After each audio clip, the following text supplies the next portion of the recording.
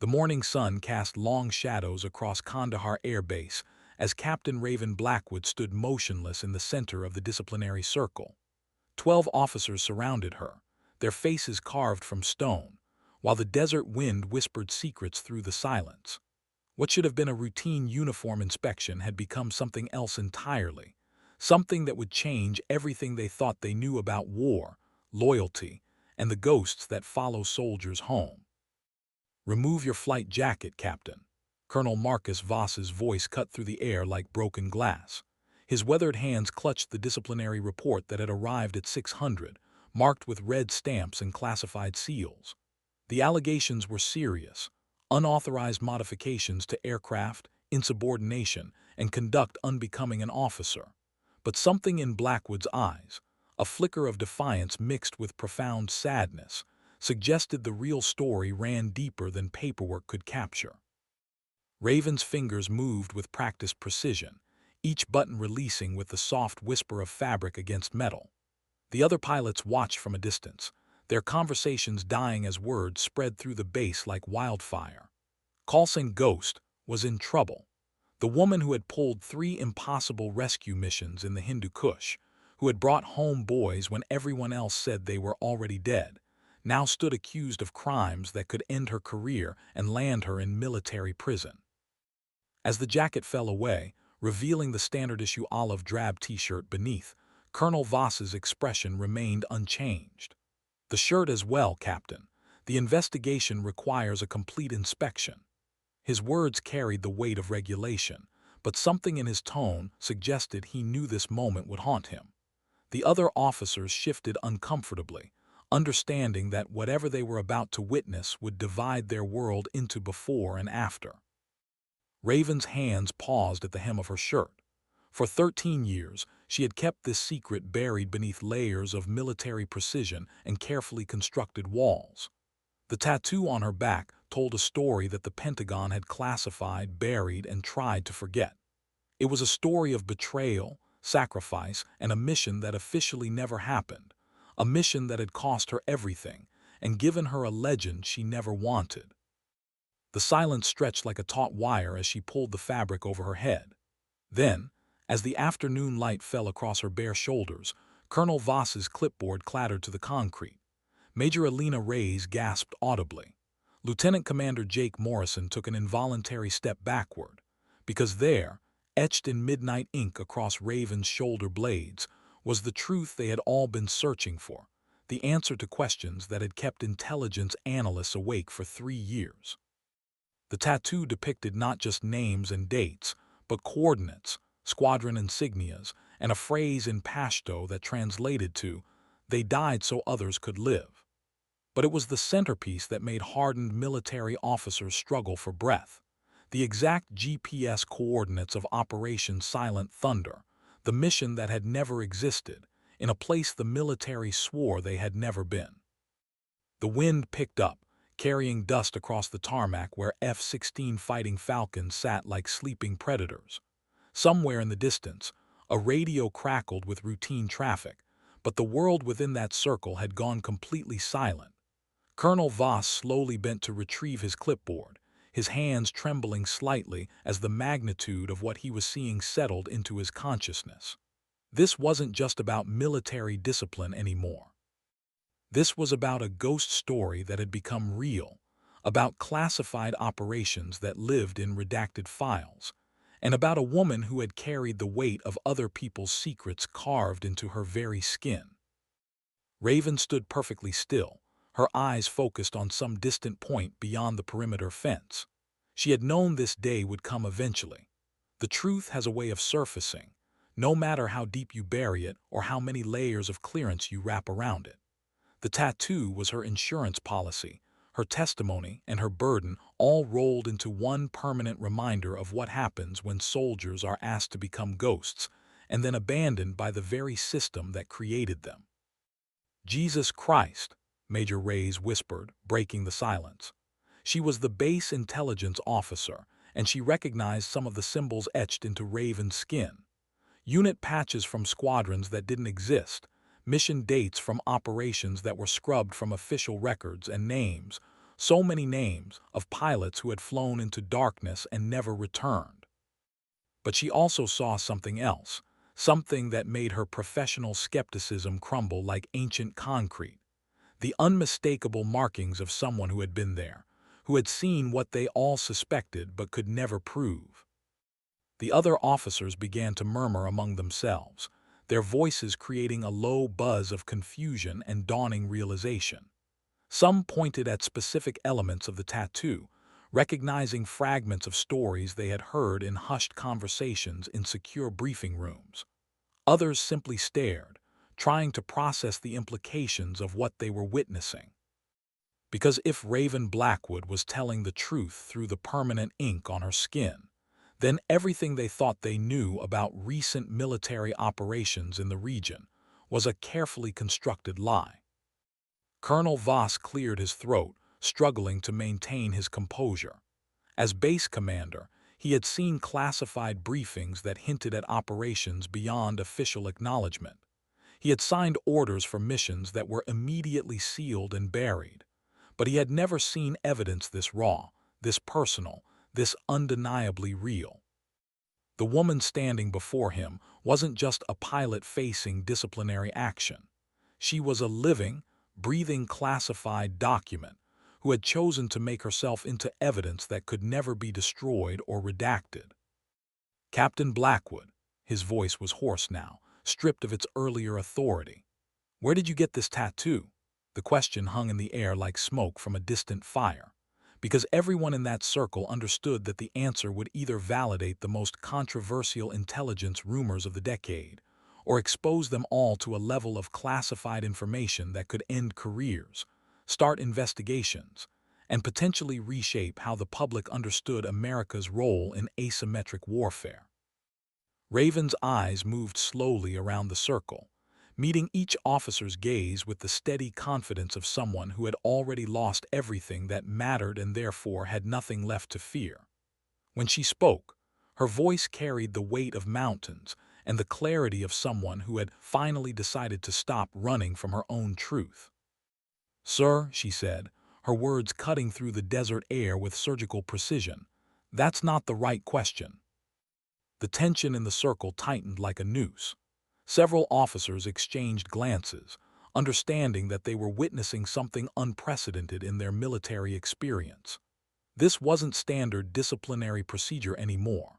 This had become an interrogation of the entire command structure, a challenge to everything they thought they understood about chain of command, classified operations, and the price of loyalty. Colonel Voss felt sweat forming on his forehead despite the cool morning air.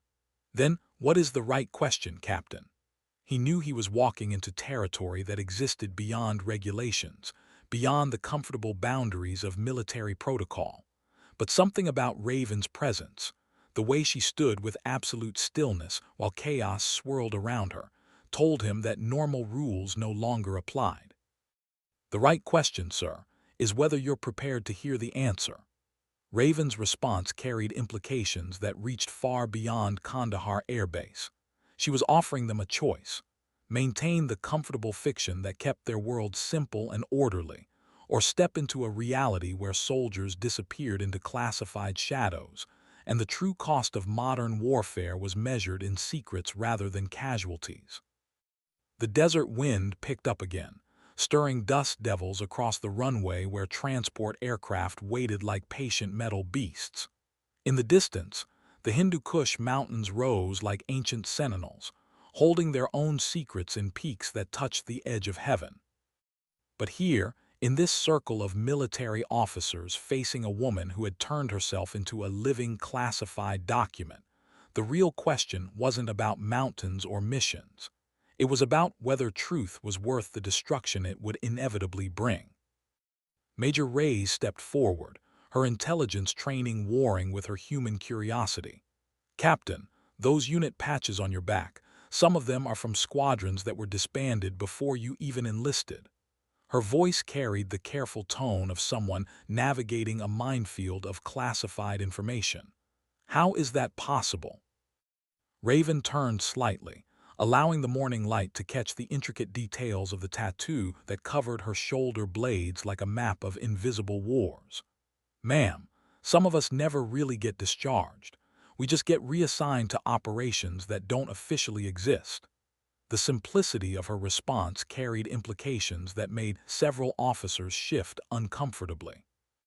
She was talking about the shadow military, the parallel command structure that operated beyond congressional oversight and public accountability. Lieutenant Commander Morrison, who had been silent until now, found his voice. "Are you saying you've been part of Black Ops, Captain? Because if that's true, then discussing it here violates about 15 different federal statutes." His concern was practical rather than threatening. He was trying to protect everyone present from the legal consequences of unauthorized disclosure. "Sir," Raven's smile was sad and knowing, "I stopped caring about federal statutes the night I watched 12 good people die because someone in Washington decided their mission never happened." The bitterness in her voice was like acid, eating through the professional distance that usually separated officers from the human cost of their decisions. When you're erased from official records, you stop worrying about official consequences. The implications of her words settled over the group like fog rolling off the ocean. If Raven was telling the truth, then she represented something that officially didn't exist: a soldier without a country, a pilot without a squadron, a ghost who had somehow managed to return from the dead. The disciplinary charges that had brought them all here suddenly seemed insignificant compared to the larger questions her presence raised about accountability, loyalty, and the true nature of modern military operations. Colonel Voss realized that his next words would determine not just Raven's fate, but potentially the trajectory of his own career and the careers of everyone present. They had stumbled into something far larger than a simple uniform violation. They were face to face with the human cost of a military system that had learned to operate in shadows, and the woman standing before them was living proof that those shadows had consequences. The radio chatter from the control tower continued its mechanical rhythm, pilots requesting clearance for routine flights that would take them safely from point A to point B with full documentation and official approval. But here, in this circle of officers confronting a classified ghost, the comfortable certainty of routine military operations felt like a luxury they could no longer afford. Colonel Voss made his decision with the weight of command responsibility pressing down on his shoulders like Atlas holding up the world. "Clear the area," he ordered the other officers. "This conversation continues in the secured briefing room, and nobody, absolutely nobody, discusses what they've seen here until I determine how to handle this situation." His words carried the authority of someone who understood that they had crossed a line from which there might be no return. As the circle began to dissolve, Major Reyes lingered for a moment, studying the tattoo with the trained eye of an intelligence analyst. What she saw there wasn't just personal expression or military pride, it was evidence. Each symbol, each date, each coordinate was a breadcrumb leading back to operations that existed in the gray areas of military engagement. If even half of what she was seeing was authentic, then Captain Raven Blackwood possessed information that could reshape public understanding of America's recent military involvement in regions that were supposed to be stabilized, pacified, and secured. But it was more than just intelligence value that kept Reyes staring at the intricate artwork covering Raven's back. It was the realization that she was looking at a form of testimony that couldn't be classified, redacted, or buried in secure files. This woman had turned her own body into a permanent record of events that someone had tried very hard to erase from official history. It was an act of defiance that went beyond simple insubordination. It was a declaration of war against the very concept of plausibly deniable operations. The secured briefing room felt smaller than usual as the core group of officers settled around the metal table that had hosted countless routine meetings about supply schedules, training rotations, and maintenance protocols. But today, the sterile environment would witness something unprecedented: A classified debriefing that involved information so sensitive it existed primarily as ink in human skin, rather than electrons in secure databases. Raven sat across from Colonel Voss with the calm presence of someone who had already survived the worst possible consequences. Her uniform jacket remained in the outer office, leaving her shoulders bare, and the tattoo fully visible under the harsh fluorescent lighting. The artistic detail was even more striking in this controlled environment. Whoever had created this permanent record was skilled enough to render military insignia with technical precision, and experienced enough to understand the significance of every symbol they incorporated. "Captain Blackwood," Colonel Voss began, his voice carrying the formal tone of official proceedings, "before we continue, I need to understand the scope of what we're dealing with here. Are you prepared to provide detailed information about classified operations without proper authorization?" The question was both legal protection and genuine concern. He was trying to determine whether they were witnessing a legitimate whistleblowing situation or a dangerous breach of national security protocols. Raven's response came without hesitation. "Sir, I've been carrying authorization carved into my back for 3 years. The question isn't whether I'm prepared to provide information. The question is whether this command is prepared to receive it." Her words transformed the power dynamic in the room, shifting the burden of decision from her compliance to their readiness to confront uncomfortable truths. Major Reyes leaned forward, her intelligence training taking precedence over military courtesy. "Captain, I'm seeing references to Operation Silent Thunder on your tattoo. According to my clearance level, that operation doesn't exist in any official capacity. How do you have detailed information about something that was never authorized?" Her question went to the heart of the contradiction that had brought them all to this moment, the collision between official records and lived experience. "Ma'am," Raven's voice carried the patience of someone explaining obvious facts to confused children, "Operation Silent Thunder happened whether it was authorized or not.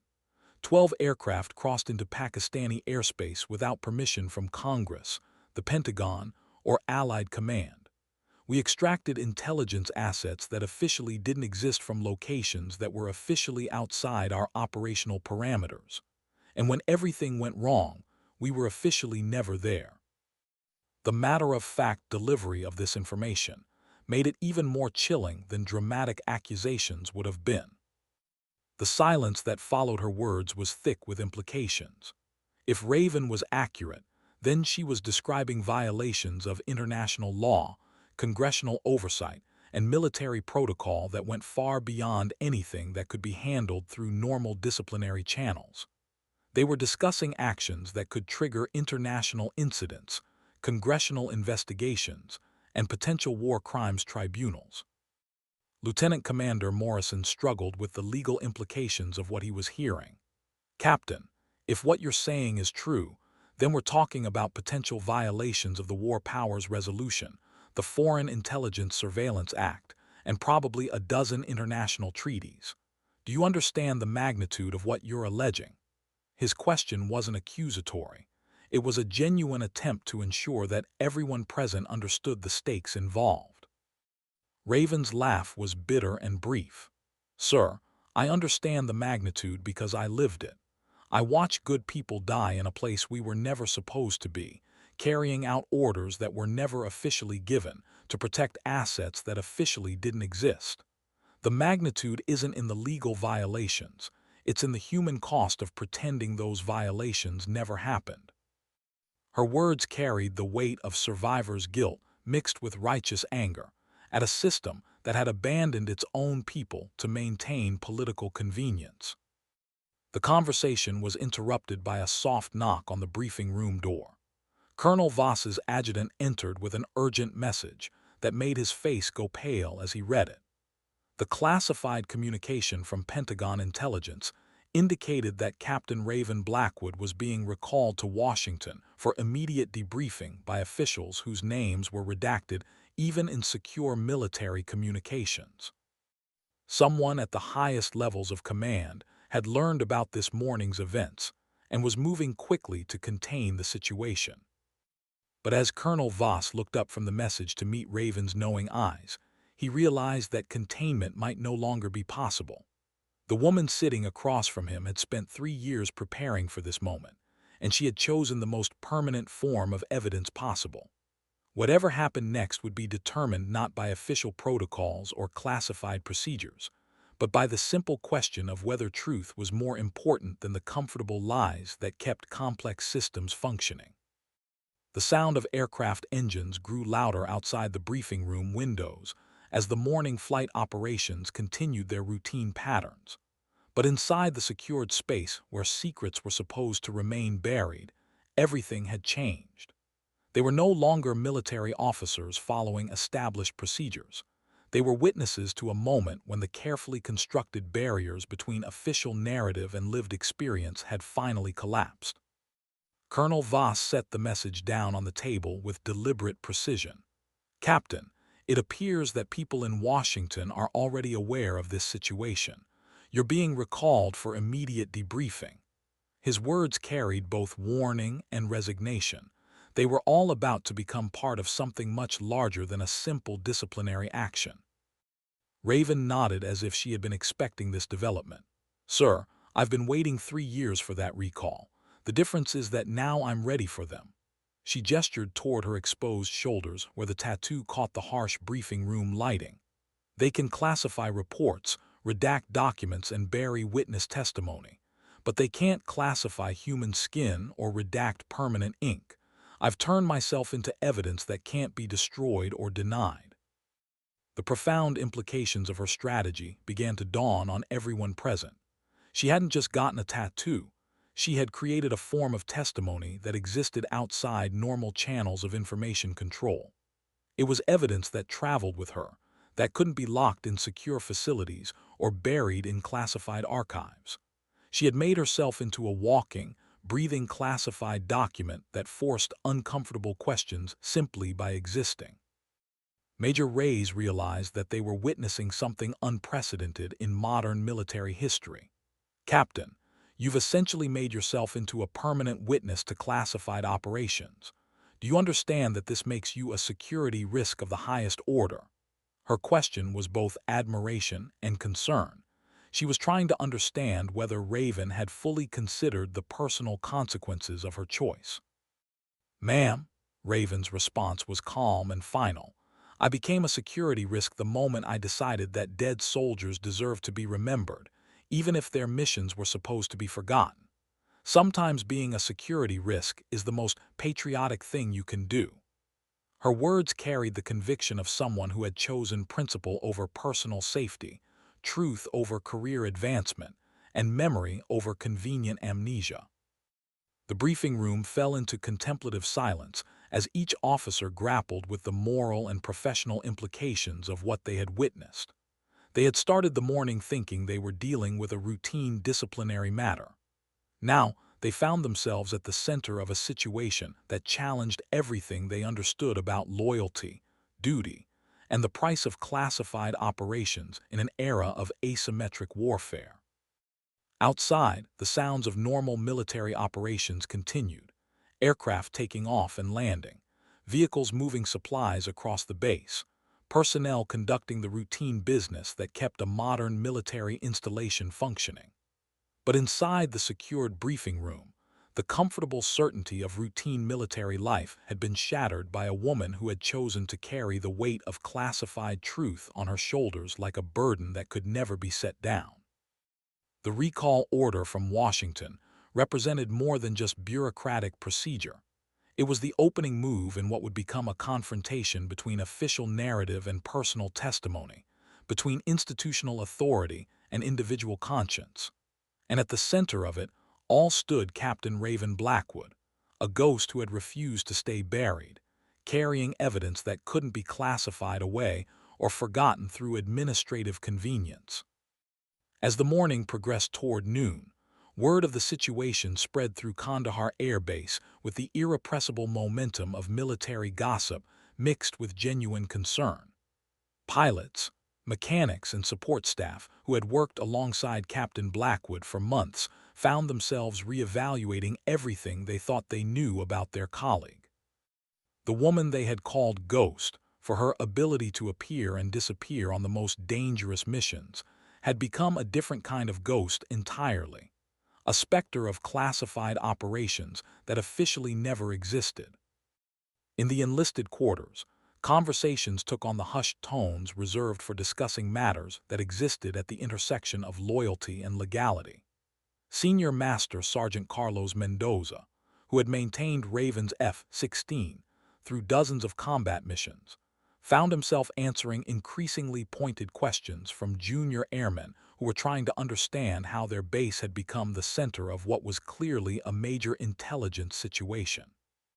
Sarge, Airman First Class Jennifer Walsh approached Mendoza with the careful respect that junior enlisted personnel used when discussing sensitive matters with senior NCOs. Is it true that Captain Blackwood has classified information tattooed on her back? The question carried implications that went far beyond simple curiosity. It was a request for guidance about how to process information that existed outside normal channels of military communication. Mendoza's response was measured and professional. Airman, what I can tell you is that Captain Blackwood is one of the finest pilots I've ever worked with, and she's never asked her ground crew to do anything that wasn't in the best interests of mission success and crew safety.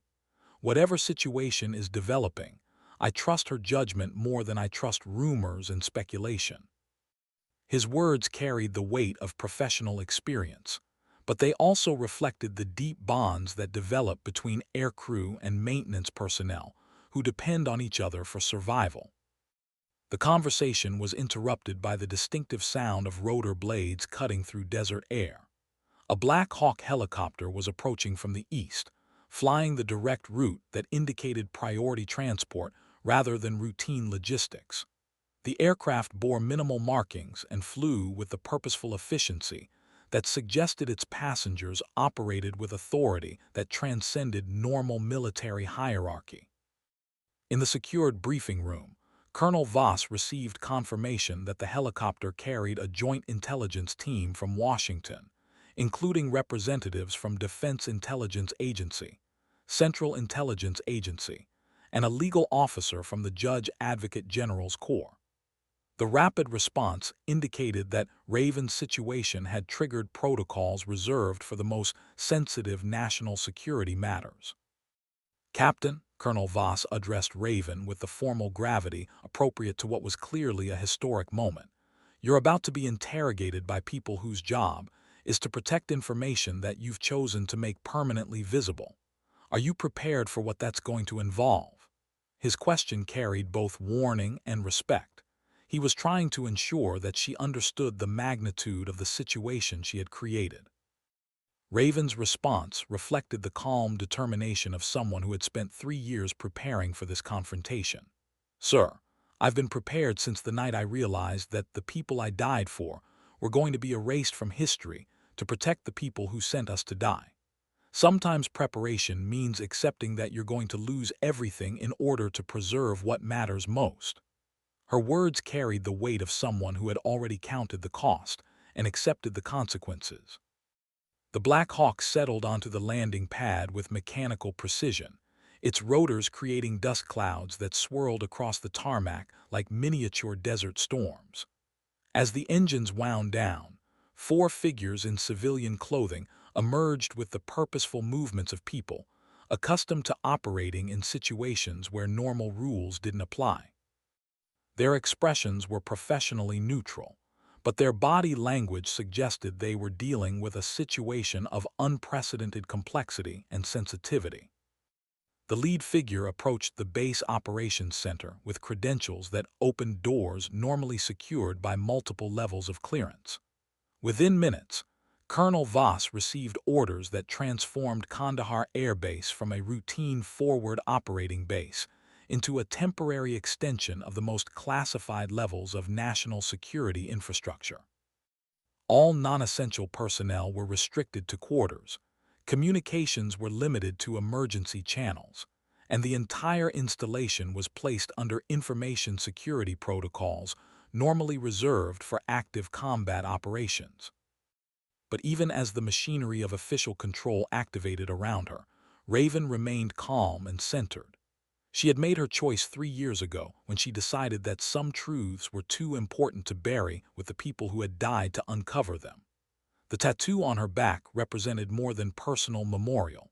It was a form of testimony that existed outside the normal channels of information control, evidence that couldn't be classified away or buried in secure archives.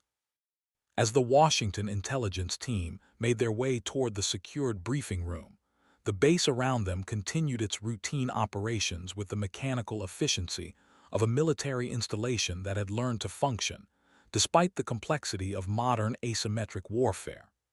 Aircraft launched and recovered, supplies moved through established logistics channels, and personnel conducted the mundane business that kept a forward operating base functioning in hostile territory. But beneath the surface of routine military operations, everyone on the base understood that they were witnessing something unprecedented. Captain Raven Blackwood had transformed herself into a walking contradiction to the official narrative that kept modern military operations politically acceptable.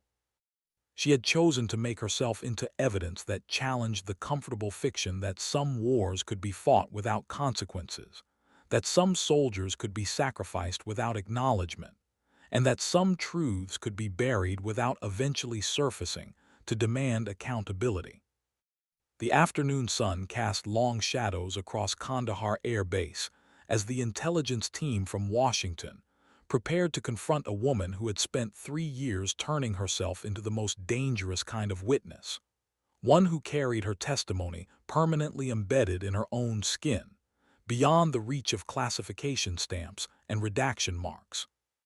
The secured briefing room had been transformed into a temporary extension of the Pentagon's most sensitive investigation protocols. Electronic surveillance equipment monitored every word, electromagnetic shielders prevented unauthorized recording, and legal observers ensured that proper procedures were followed for handling information that existed at the intersection of classified operations and potential criminal activity. Dr. Elizabeth Hartwell, the lead intelligence analyst from the Defense Intelligence Agency, sat across from Raven with the professional composure of someone who had spent 20 years extracting truth from situations where normal investigative methods were inadequate. Her gray eyes studied the tattoo with the trained attention of an expert in symbolic communication and classified intelligence markers. Captain Blackwood, Dr. Hartwell's voice carried the authority of someone accustomed to dealing with matters of national security. I'm going to be direct with you. The imagery on your back contains references to operations that are classified at levels that require congressional notification. Simply possessing this information without proper authorization is a federal crime. Are you prepared to explain how you acquired access to materials that should have been restricted to a very small number of authorized personnel? Raven's response was immediate and unflinching. Doctor, I didn't acquire access to classified materials. I lived through classified operations. There's a difference between reading about something in a secure briefing room and surviving it in a place where officially you were never supposed to be. Her words carried the distinction between theoretical knowledge and experiential truth that often separated intelligence analysts from operational personnel. CIA officer James Richardson leaned forward with the intensity of someone who had spent his career tracking the human cost of operations that existed beyond official acknowledgement. Captain, the operations you're referencing would have required authorization at the highest levels of government. Are you alleging that senior officials approved actions that violated international law and congressional oversight? His question went to the heart of the accountability crisis that had brought them all to this moment. Sir, Raven's laugh was bitter and brief. I'm not alleging anything. I'm stating facts that are permanently recorded on my body. Operation Silent Thunder happened. 12 aircraft crossed into Pakistani airspace without authorization. We engaged targets that were supposed to be handled through diplomatic channels. And when everything went wrong, we were abandoned because acknowledging our presence would have triggered international incidents that were politically inconvenient. The room fell silent as the implications of her testimony settled over the investigation team. If Raven was accurate, then she was describing violations of sovereignty, congressional authority, and international law that went far beyond anything that could be handled through normal military justice procedures. They were discussing actions that could trigger diplomatic crises, congressional investigations, and potential war crimes prosecutions. Judge Advocate General Corps Officer Colonel Patricia Hayes struggled with the legal complexities of the situation. Captain, what you're describing would constitute violations of numerous federal statutes and international treaties.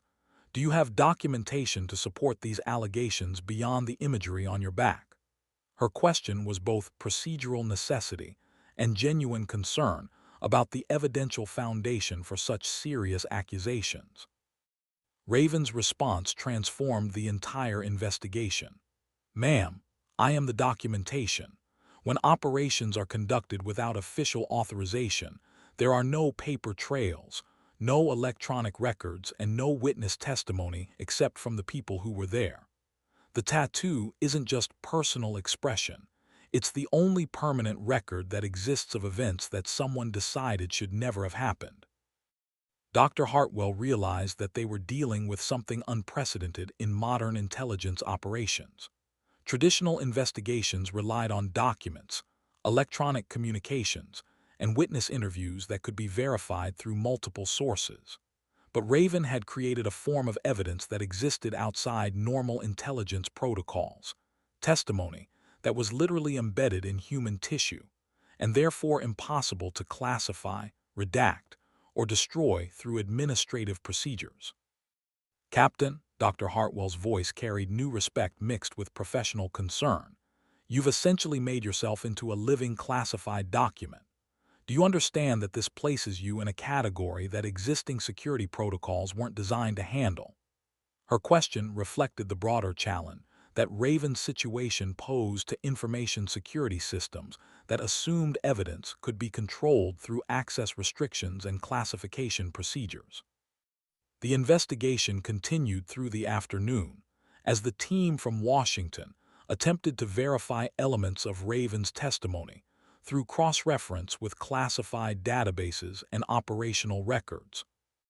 What they discovered was a pattern of operations that existed in the gray areas of military engagement, missions that were authorized through verbal orders, conducted by personnel operating under temporary duty assignments that obscured their normal command structure, and documented through reports that were immediately classified at levels that restricted access to a handful of senior officials. But it was the human element of Raven's testimony that proved most compelling. The names tattooed on her shoulders corresponded to personnel who had been reported as killed in training accidents or non-combat incidents during the relevant time period. The coordinates matched intelligence targets that had been discussed in classified briefings, but never officially acted upon. The unit insignia represented squadrons that had been temporarily disbanded and reformed under different designations during the period in question. As evening approached, Dr. Hartwell faced a fundamental question that went beyond standard intelligence protocols.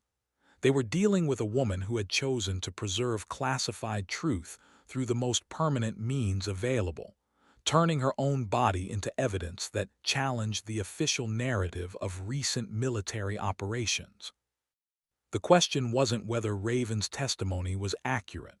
The cross-references with classified databases were confirming details that should have been impossible for her to know without direct involvement.